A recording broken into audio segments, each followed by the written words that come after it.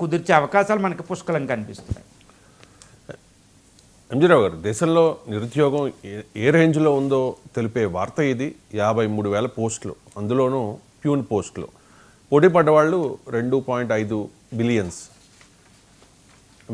Millions, 25 lakh అభ్యర్థులు, right?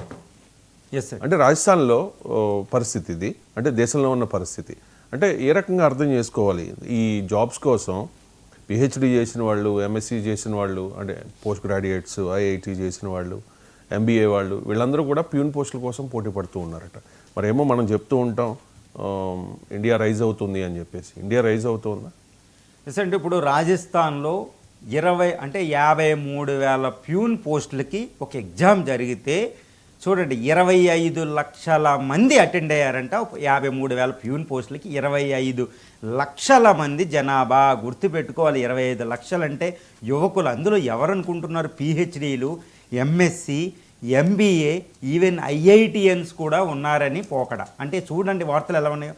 అంటే ఇంత హయ్యర్ ఎడ్యుకేషన్ ఉండి 25 లక్షల మంది ప్యూన్ పోస్టులకి, చాలా తక్కువ శాలరీ ఉండే నౌకరి పోస్టులకి ఎందుకు రాస్తున్నారు అంటే ఇది మనకి ఏం చేస్తుందంటే, రాజస్థాన్ ఇప్పుడు ఎవరు అంటే Rajasthan is also highly developing rising state అండి. అది రాజస్థాన్ కూడా ఎడారి స్టేట్ అయినా, ఎందుకంటే అక్కడ ఢిల్లీ ముంబై ఇండస్ట్రియల్ కారిడార్ వెళ్తుంది, ఎన్నో ఇండస్ట్రియల్ ప్రాజెక్ట్స్ ఉన్నాయి. ఫస్ట్ ఒక మైనింగ్ స్టేట్, అది చాలా ఎక్కువ మైనింగ్ ఉంటుంది, కాపరు ఇలాంటి మైనింగు చాలా హెవీ. తర్వాత ఈ గ్రీన్ రెవల్యూషను, గంగానగర్ డిస్టిక్ అని, హనుమాన్గఢ్ డిస్టిక్ అని గ్రీన్ రెవల్యూషన్ ఉంటుంది. ఎడారి అనేది ఒక పక్కనే ఉంటుంది. అలాంటి రాజస్థాన్లో నిరుద్యోగం ఎలా తాండవిస్తుందో మనకు చెప్తుంది అనమాట. ఇప్పుడు ఇండియాలో నిరుద్యోగ రేటు సుమారు 5.1 ఉందని గవర్నమెంట్ లెక్కలు చెప్తున్నాయి, రీసెంట్గా తగ్గిందని. కానీ ఇంతకంటే చాలా ఎక్కువ ఉంది. ప్రతి సంవత్సరం భారతదేశంలో 112 మిలియన్ గ్రాడ్యుయేట్లు బయటకు వస్తారు. అంటే 1 కోటి మంది, 1,20,00,000 మంది యువకులు ప్రతి సంవత్సరం జాబ్ మార్కెట్కి వస్తారన్నమాట. వీళ్ళకి మొత్తం జాబ్స్ మనం క్రియేట్ చేస్తున్నామంటే, ఇండియా ఫాస్టెస్ట్ గ్రోయింగ్ ఎకానమీ అయిన ప్రపంచంలో వీళ్ళందరికీ జాబ్స్ క్రియేట్ చేసే పరిస్థితులు లేదు. ఎందుకంటే మన గ్రోత్ అనేది jobless growth rate, jobless growth అంటారు. అంటే ఉద్యోగాలు కల్పించలేని వృద్ధి జరుగుతుందన్నమాట. ఎందుకంటే అంతా ఆటోమేషన్ ఉంటుందండి. తర్వాత వచ్చిన వాళ్ళు 1,20,00,000 మంది కూడా వాళ్ళ క్వాలిఫికేషన్ అన్నీ ప్రస్తుత జాబ్ మార్కెట్కు అనువుగా ఉండవు. ఎందుకంటే కమ్యూనికేషన్ స్కిల్స్ లేకపోవడం, తర్వాత ఆర్టిఫిషియల్ ఇంటెలిజెన్స్ గ్రాడ్యుయేట్ బయటకు వచ్చిన ఆయనకి చాలా ప్రోగ్రామింగ్ రాదు, వాళ్ళ అప్ స్కిల్స్ లేవు, ఇండస్ట్రియల్ రిక్వైర్మెంట్స్ వీళ్ళకి రావు గ్రాడ్యుయేట్స్కి, ఇవన్నీ ఉంటాయండి. కానీ ఇండియన్ అనేది ఒక జాబ్లెస్ గ్రోత్ అనేది ఉంటుంది. ఇది మోడీ ప్రభుత్వానికి చాలా తీవ్రమైన విమర్శ.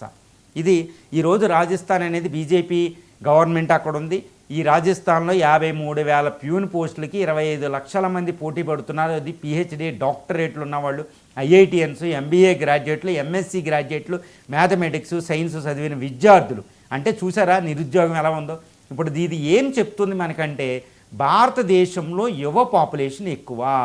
అంటే ప్రపంచంలో సుమారు ఇప్పుడు భారతదేశంలో 900 అంటే చెప్పాలంటే 10 కోట్ల మంది వర్క్ ఫోర్సు ఈరోజు ఉన్నారు. అంటే సుమారు చూడండి, ప్రపంచంలో 30% వర్క్ ఫోర్సు ఇండియాలో ఉండబోతుంది 2030 నాటికి. ఇది జనాభా లాభం అంటారు. ఈ జనాభా లాభం ఏంటంటే, భారతదేశం ప్రపంచంలో ఎక్కువ కార్మికులు ఉన్నారు, ప్రపంచంలో మధ్యతరగతి మార్కెట్లో అతి పెద్దది. మరి వీళ్ళకి జాబ్స్ క్రియేట్ చేయగలిగితేనే ఆ వరాన్ని మనం ఉపయోగించుకోవచ్చు, జనాభా లాభాన్ని. లేకపోతే ఇది పెద్ద పెను శాపంగా మారిపోతుంది. చూడండి, జెన్జెడ్ జపాన్, ఏంటి నేపాల్లో, జెన్జెడ్ ఈరోజు ఫిలిప్పైన్స్లో ఈరోజు ఆందోళన చూడండి. అదంతా ఎందుకంటే నిరుద్యోగం తాండవించడం వల్ల. నిరుద్యోగం, పేదరికం, ఈ రెండు ప్రపంచంలో ఏ తప్పుడు అంటే ఎంతటి దానికైనా, ఇప్పుడు తీవ్రవాదమైన, నక్సలిజమైన, ఒక దొంగతనాలైనా, ల్యాండ్ ఆర్డర్ ప్రాబ్లం, దేనికైనా ఈ నిరుద్యోగం, పేదరికం కారణం. భారతదేశం ప్రపంచంలో అత్యధికంగా వేగంగా అభివృద్ధి చెందుతున్నది. $4.2 trillion economy, 5th largest economy అయిపోతుంది, ఒక 3rd లార్జెస్ట్ ఎకానమీ అయిపోతుంది. కానీ పెర్ క్యాపిటల్ ఇన్కమ్ ఎంతమందికి ఉద్యోగిత ఉంది, ఎంతమందికి పౌష్టికాహారం లభిస్తుంది, వాళ్ళ ఆదాయాలు ఎంత, ఫ్యామిలీ ఆదాయం ఎంత, రీజనల్ డిస్పారిటీస్ లేవా, స్త్రీ పురుషులు, ఇవి మనకి అంటే ఏంటి, సామాజిక న్యాయం. అంటే పేదరికం తగ్గించి, నిరుద్యోగం తగ్గించి, ఉద్యోగిత కల్పించకపోతే ఆ దేశంలో ఎంతటి సంపద పోగిపడినా మనకి ఉపయోగం లేదు. అదానికి ఒక్క రోజులోనే 66,000 కోట్ల లాభం స్టాక్ మార్కెట్లో అని వస్తుంది. తర్వాత రిలయన్స్, ఆ తర్వాత అదానీ, ఈ ఆస్తులన్నీ ఒక సంవత్సరంలోనే ఇబ్బడి ముబ్బడిగా పెరిగిపోయినాయి అంటారు. అంటే అసమానతలు ఎక్కువ ఉన్నాయి. చూడండి, ఇది రాజస్థాన్ కళ్ళకు కడుతున్న మనకు పెను శాపం. అంటే ఈ నిరుద్యోగం మీద మోడీ ప్రభుత్వం దృష్టి పెట్టకపోతే ఈ మోడీ సాధించిన విజయాలన్నీ నిల్లైపోతాయి. ఈ విషయాన్ని మనం జాగ్రత్తగా ఉండాలి. ఇది మోడీ అయినా రాహుల్ గాంధీ ప్రభుత్వం ఎవరిది వచ్చినా భారతదేశాన్ని ఒక నిర్మాణాత్మకమైన ఆర్థిక సంస్కరణలు అవసరం. అంటే జాబ్ ఓరియంటెడ్ గ్రోత్ రేట్ మీద దృష్టి పెట్టాలి.